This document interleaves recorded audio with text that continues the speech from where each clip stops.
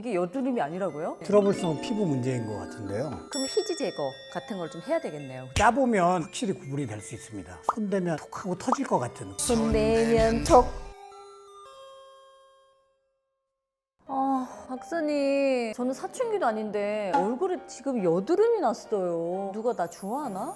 여드름이 꼭 사춘기에만 나는 건 아닙니다. 그럼 너무 속상해요. 어떡하죠? 제가 한번 봐드릴게요. 여드름은 아니고 트러블성 피부 문제인 것 같은데요. 이게 여드름이 아니라고요? 예. 그럼 제가 알고 있는 여드름이랑 어떤 차이가 있는 거예요? 제가 설명해 드릴게요. 보통 사람들이 여드름이라고 알고 있는 건 한 3가지 정도가 되는데요. 첫 번째는 염증성 여드름입니다. 그리고 비염증성 여드름이 있고요. 여드름은 아니지만 모낭염이 있어요. 모낭염 들어봤어요. 여드름이랑은 조금 다른 거네요. 그렇죠. 먼저 비염증성 여드름부터 말씀을 드리면 크게 화이트헤드와 블랙헤드가 있는데요. 화이트헤드는 보통 좁쌀 여드름이라고 하는 게 화이트헤드고요. 들어봤어요. 좁쌀 여드름. 모공이 각질에 막혔을 때 피지가 생성되면 이제 올라오는 게 화이트헤드고요. 블랙헤드는 피지 덩어리가 각질에 막혀 있는 게 아니라 외부 공기에 노출이 되는 겁니다. 그러면 피지가 약간 산화되면서 검정색으로 보일 수가 있죠. 화이트헤드와 블랙헤드 모두 여드름균에 의해서 감염이 되면 둘 다 염증성으로 발전을 할 수 있습니다. 그럼 희지 제거 같은 걸 좀 해야 되겠네요. 그럼 도움이 됩니다. 염증성에는 어떤 것들이 있는 거예요? 염증성 여드름은 보통 화농성 여드름이라고도 하는데요. 만지면 좀 아픈 경우가 많고요. 그리고 균에 감염이 되어 있기 때문에 균이 이제 피지를 먹이로 해서 모공 안에 고름이 생기는 경우가 많습니다. 그렇군요. 그럼 모낭염은 어떤 거예요? 겉보기는 사실 비슷해서 구분하기가 좀 힘든데요. 모낭염은 피지와 관계없이 모낭에 세균이 감염이 됐을 때 그 안에 이제 고름이 차고 이런 게 모낭염인데요. 짜보면 확실히 구분이 될 수 있습니다. 어떻게? 여드름 같은 경우는 피지가 함께 나오고요. 모낭염의 경우에는 묽은 고름과 피가 나오죠. 근데 여드름이 어떤 종류든 다양하게 날 수 있는 건데 이거를 다 짜보고 안다는 건 어렵지 않나요? 짜면 안 되죠, 사실. 어떡하죠? 그래서 구분하는 방법이 정확하진 않지만 모낭염 같은 경우에는 손대면 톡 하고 터질 것 같은 그런 느낌이고요. 손 내면 톡.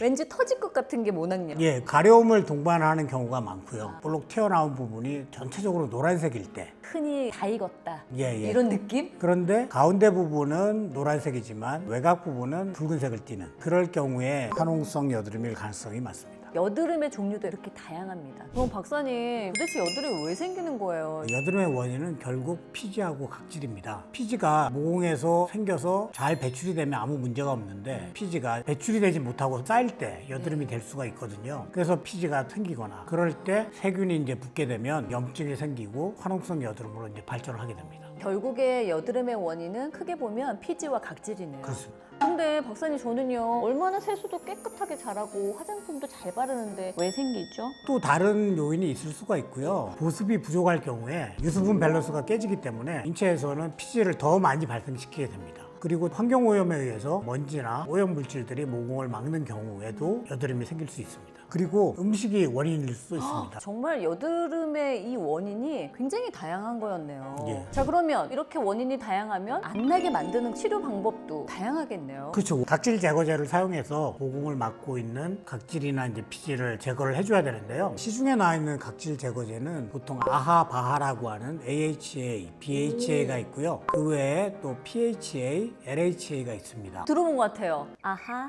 아파하, 아파, 아파하.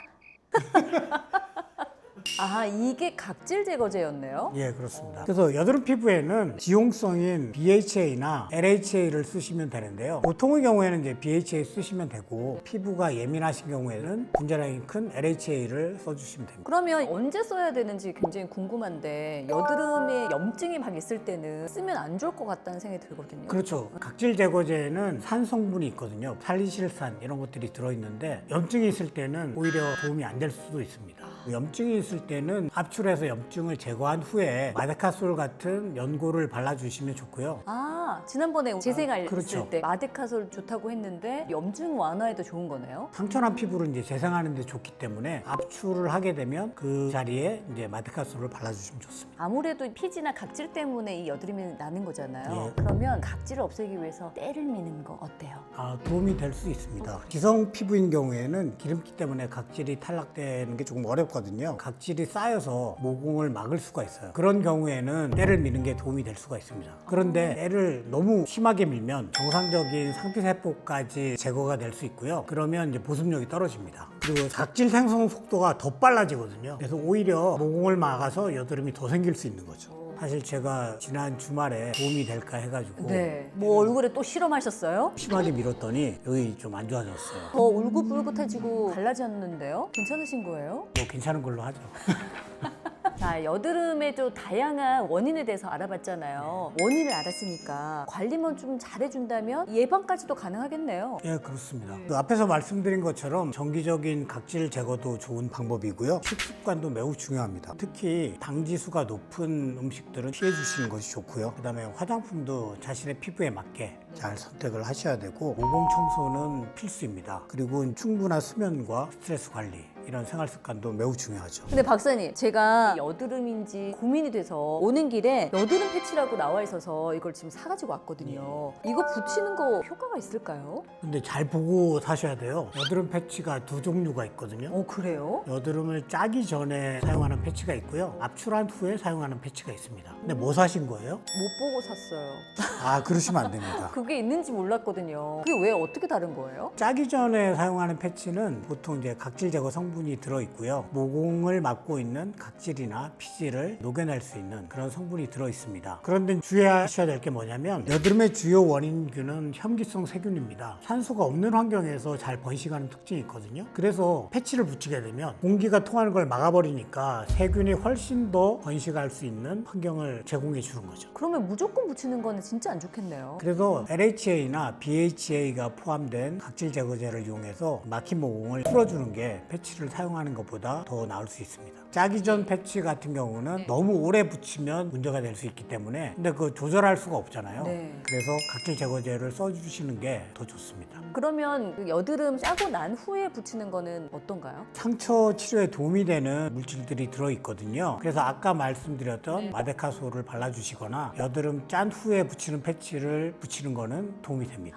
기억났어요. 이거 살 때 생각해보니까 짜기 전 후가 나눠져 있었던 것 같아요. 잘 그래서 보고 사용하셔야 됩니다. 그렇군요. 근데 박사님, 제 친구가 여드름 때문에 어릴 때부터 고민이 많았던 친구가 있어요. 근데 아빠, 엄마도 여드름이 그렇게 많이 났었대요. 이게 유전이 되는 건가요? 충분히 가능성이 있는 거죠. 유전적으로 피지가 많이 생기는 경우 라멜라 과립이라는 물질이 있는데 각질 세포 사이의 결합을 잘 끊어주는 그런 효소거든요. 근데 유전적으로 라멜라 과립이 부족한 분들은 각질이 탈락돼야 될 때 탈락이 되지 못하기 때문에 각질이 쌓여서 모공을 막는 경우가 많습니다. 하지만 유전적인 요인이 있더라도 생활 습관 및 홈케어를 통해 잘 관리할 수가 있습니다. 근데 그 친구가 최근에는 집에서 홈케어 기기로 관리를 하니까 좀 완화가 됐다고 하거든요. 실제로 이게 좀 효과가 있을까요? 그럴 수 있습니다. 피부 온도가 올라가면 피지선 활동이 증가해서 피지 분비가 활발해지거든요. 그러면 여드름이 조금 더 빨리 익을 수가 있고요. 그 다음에 50도에서 한 수분 정도 노출이 되면 여드름균이 사멸합니다. 그래서 모공 속에 여드름균이 있는 곳의 온도를 50도 이상으로 올려줄 수 있는 홈케어 기기가 있으면 도움이 되죠. 그럼 어떤 것들을 좀 쓰면 도움이 될 수 있을까요? 제가 그래서 초음파 기기 두 가지를 테스트를 해봤는데요. 네. 하이프라는 게 있고요. 집속 초음파 기기인데 많이 아실 거예요. 초음파를 집속에서 초점의 온도를 한 60도까지 올리는 거거든요. 주로 이제 피부 리프팅에 이용이 되는데 그걸로 이제 여드름 난 부위에 초음파를 몇 번 쏴주게 되면 여드름이 굉장히 빨리 가라앉을 수 있습니다. 그리고 또 교차 초음파 기기라는 게 있는데 네. 이걸 쓰면 온도를 그렇게 올릴 수는 없어요. 그런데 초기 여드름의 경우에는 빨리 가라앉고요. 어느 정도 크기 이상의 여드름은 피지를 더 잘 증식을 시켜서 빨리 압출할 수 있는 그런 상태가 되게 합니다. 혹시 홈케어 기기를 사용하고 계신다면 잘 알아보시고 본인의 피부에 잘 맞게 한번 사용해 보시는 것도 좋은 방법이 아닐까 싶습니다. 지금까지 이제 여드름에 대해서 알아봤는데 다양한 원인도 있고요. 여드름의 종류도 아주 굉장히 많았잖아요. 원인과 또 관리법을 안다면 깨끗하게 피부를 관리할 수 있는 방법이 되지 않을까 싶어요. 예, 그렇습니다.